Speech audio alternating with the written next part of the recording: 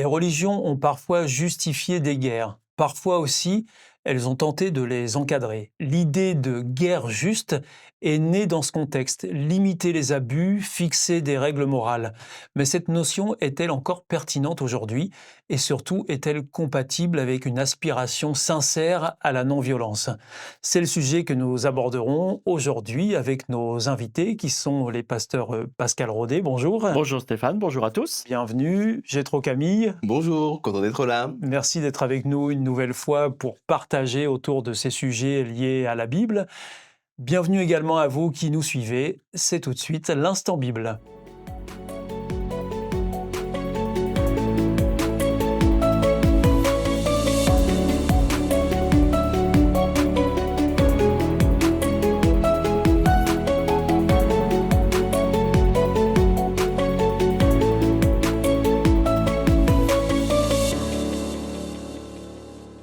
Alors, pasteur Pascal Rodet, est-ce que vous pouvez nous dire d'où est venue cette idée de guerre juste? Alors c'est une idée qui est arrivée assez tôt d'ailleurs dans l'ère chrétienne. Il faut savoir que donc tout au début des premiers chrétiens, il n'y avait pas de problème, pas de question de guerre en particulier. Certains chrétiens étaient encore dans l'armée, d'autres simples paysans. Il n'y avait pas cette difficulté-là. C'est arrivé très, très vite quand même au niveau de notre ère chrétienne. L'Empire romain, tout au début, il n'y avait pas de ce souci, cette question-là. Les chrétiens grandissaient, etc. Jusqu'au moment où, dans l'Empire romain, le christianisme était devenu une religion majoritaire. Et il y avait un certain poids là-dessus. Et puis, c'est à ce moment-là d'ailleurs que l'empereur a commencé à se dire, tiens, il y a quand même pas mal de chrétiens, je vais devenir chrétien. Ça, c'est dans les années 300. Et petit à petit, il y a eu la fin de l'Empire romain et beaucoup de bouleversements européens avec les invasions, etc., etc. Et Augustin, dans les années 400-430, a exprimé le besoin de s'unir autour d'une cause contre tout ce qui pourrait être des barbares ou des personnes qui peuvent nous envahir. Et il va donc, dans cette fin de l'Empire romain, légitimer la guerre avec quelques éléments sur le fait que si elle est ordonnée par l'autorité, si elle est motivée par la justice, et tout de suite ça fait quelque chose d'important, menée avec modération, alors nous avons ici une guerre sainte et sacrée pour la suite. Donc je pense que c'est le début de cette idée de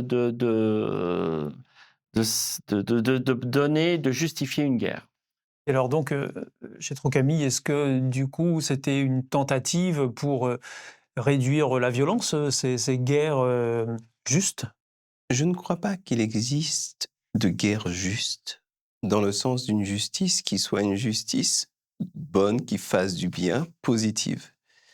Je crois simplement qu'il y a des guerres qui sont malheureusement inévitables, des guerres auxquelles on ne peut pas échapper, notamment en particulier les guerres défensives. Quand vous n'avez rien demandé à personne et puis qu'on vous attaque, il faut se défendre. Par contre, la notion de guerre juste et la notion de guerre sainte a été, comme on l'a déjà évoqué, instrumentalisée pour justifier des guerres qui étaient en réalité des guerres de conquête. Quand les petits nobliaux, quand les ducs, les barons allaient se battre en croisade, ce n'était pas tant pour Christ que pour pouvoir piller, violer, voler, et tout cela au nom d'une guerre présentée comme étant juste. Une guerre, par nature, est une aberration. Une guerre, c'est une horreur. Ça ne devrait pas se faire, ça ne devrait pas exister. Il ne peut pas exister de guerre juste dans le sens de la perfection. Par contre, il peut être juste de se défendre et de ne pas se laisser massacrer ou de défendre l'opprimé.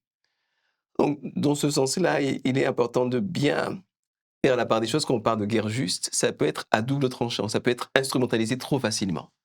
Et alors, Pascal Rodet, est-ce que cette notion a influencé l'histoire chrétienne? Énormément. Tout au départ, c'était un peu pour se défendre, comme l'a rappelé Jétro Camille. Mais après, on a justifié des tas de choses qui n'étaient pas du tout justes. Il y a d'abord eu ces notions de guerre, de croisade, Ouais. il y en a eu plusieurs, justifiées par le fait de devoir libérer Jérusalem, etc., parce que la ville sainte, toujours cette notion entre justice et sainteté, a été prise, et donc il fallait libérer Jérusalem. Mais ça a engagé mais vraiment des atrocités de part et d'autre qui sont quand même assez compliquées. Par la suite, ce qui est encore plus dramatique, c'est l'invasion des autres continents. Tout ce qui est 15e, 16e, 17e siècle. Alors, on va pas parler de guerre sainte quand on va aller aux États-Unis, pardon, dans les Amériques. Ça, je vais trop vite. Qu'on va découvrir ce On va nouveau découvrir territoire. les nouveaux territoires, l'Amérique du Sud, quand on va découvrir l'Afrique, quand on va découvrir des pays asiatiques aussi. Il y a une notion où on va coloniser, Mhm. évangéliser, pour certains très bien, pour d'autres de force. C'est un raisonnement sain et juste d'apporter l'évangile à tous ces peuples qui ne savent pas, etc.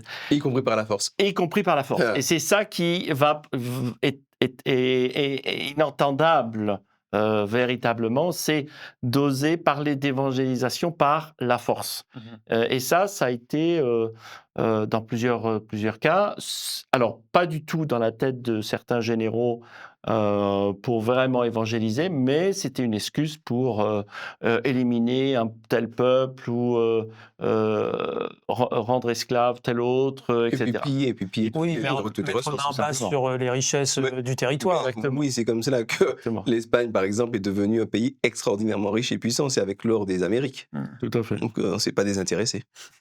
L'idée de guerre juste pose clairement débat, mais aujourd'hui, à quoi ressemble une véritable approche non violente face au conflit? Quelle place pour les religions dans ce débat? Ces réflexions vous intéressent? Alors restez avec nous, c'est tout de suite dans l'Instant Bible. Alors, pasteur Jétro Camille, est-ce qu'une guerre peut encore être dite juste aujourd'hui, à votre avis? Vous savez, moi, je suis martiniquais euh, et je suis heureux que l'Allemagne nazie n'ait pas pu assouvir les ambitions hégémoniques qui étaient les siennes. Si l'Allemagne nazie avait eu le pouvoir en Europe actuellement, je serais probablement en train de partir en fumée d'un four crématoire. Et donc, je suis bien content qu'il y ait une coalition militaire qui ait vaincu, défait et vaincu l'Allemagne nazie. Je suis profondément malheureux qu'il y ait une guerre. Je suis profondément malheureux que des êtres humains se soient tués parce que ça représente tout simplement une aberration. Et puis c'est une perte parce que parmi tous les gens qu'on a tués, certainement certaines personnes avaient des solutions techniques intéressantes, philosophiques, artistiques, des choses à donner. On a perdu tellement d'humanité, bêtement. Mais je suis heureux, en tout cas, je ne sais pas si la guerre était juste, mais je suis heureux que les Alliés aient vaincu l'Allemagne nazie. Et les Allemands eux-mêmes le disent maintenant. Ils sont heureux que l'Allemagne nazie ait été défaite parce qu'ils ne voudraient pas vivre dans un pays totalitaire et profondément raciste et haineux. Donc aujourd'hui, oui, je considère, je ne sais pas si je ne peux pas appeler ça une guerre juste. C'était une guerre nécessaire. C'était une guerre malheureusement indispensable. Et qu'est-ce que vous inspire la guerre actuelle, ce conflit israélo-palestinien? Est-ce qu'on peut dire que, quand on entend les uns et les autres, que cette guerre est juste, par exemple, pasteur Pascal Rodet? On est à partir du moment où il y a des civils, où il y a des personnes, des enfants, où il y a quand on parle de guerre, on parle de militaires, on ne parle pas de civils. Cette notion, alors avant de répondre à ça, je vais revenir un peu en amont. C'est à partir de la Première Guerre mondiale où ça a commencé aux civils à être touchés, alors qu'avant, bon, c'est Napoléon contre les Anglais, etc. C'est des militaires, ils se tapent dessus, tout va bien.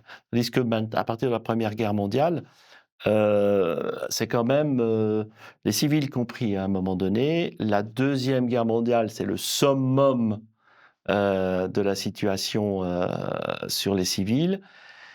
Mais on le voit, rien n'a changé depuis la Deuxième Guerre mondiale. Les guerres, c'est les civils qui trinquent. Et alors, actuellement, que ce soit Israël, Palestine, ou que ce soit Ukraine, Russie, on se défend.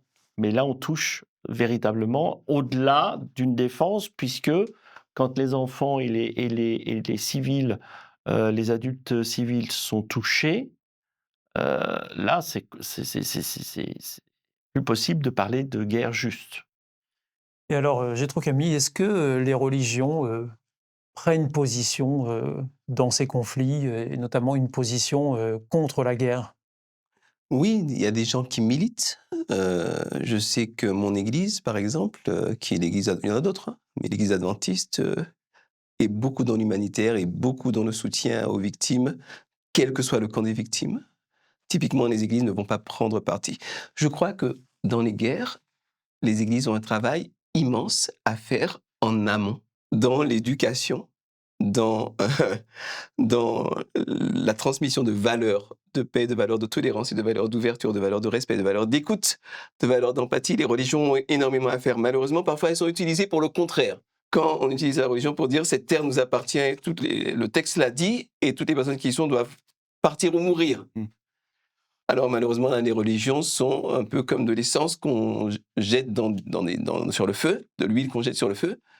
Les religions, je crois, ont vraiment dans les guerres quelque chose à faire, c'est éduquer les enfants pour que la mentalité belliqueuse puisse être expurgée, évacuée, et que les croyants, quelle que soit leur religion, soient des artisans de la paix. Et finalement, c'est l'aspiration de tout le monde. Qui vraiment veut vivre dans un monde en guerre, à part les gens qui tirent profit de la guerre? Et alors, quelles alternatives la non-violence peut-elle proposer aujourd'hui, pasteur Pascal Rodet?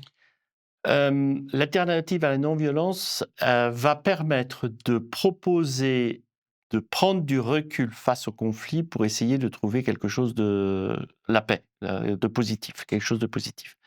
Et je pense que la religion est là, et le Christ l'a très bien dit. Je donne un exemple, on va prendre Matthieu chapitre 5 au verset 41. Toute la question qu'il y a entre se confronter ou essayer de trouver une solution non violente. Dans Matthieu au chapitre 5, il parle justement de ma relation que je peux avoir en conflit. Alors ça marche avec tout le monde, mais y compris quand deux peuples sont en difficulté.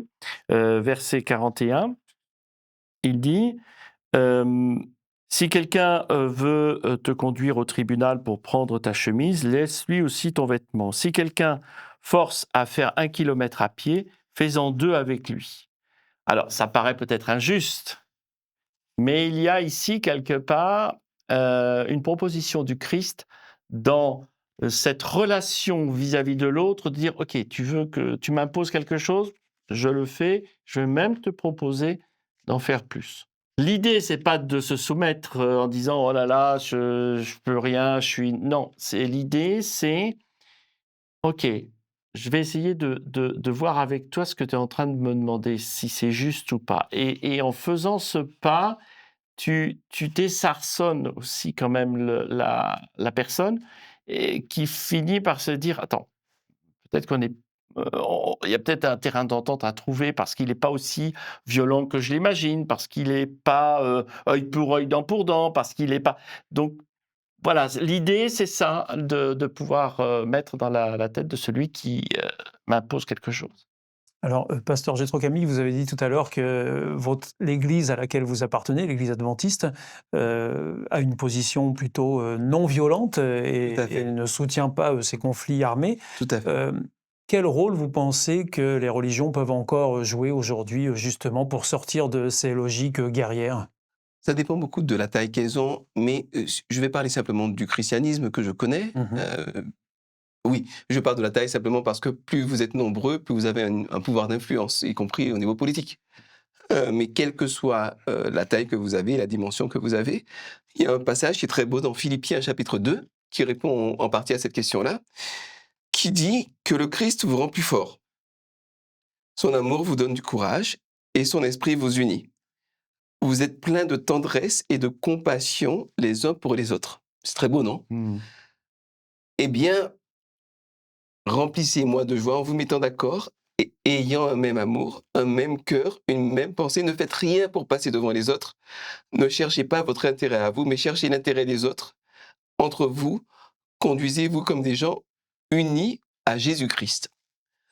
Voilà, là, il y a une mentalité qui est décrite, C'est ça. qui doit d'abord se vivre dans la famille. Les parents doivent se traiter comme cela. Le papa, il doit traiter la maman de cette manière-là, réciproquement, pour que l'enfant qui apprend uniquement par mimétisme, au début en particulier, et essentiellement par mimétisme ensuite, voit ce fonctionnement-là de respect, d'intérêt, de ne pas chercher à asservir l'autre, assujettir l'autre, mais au contraire d'être à son service et d'aider l'autre à donner le meilleur de lui-même.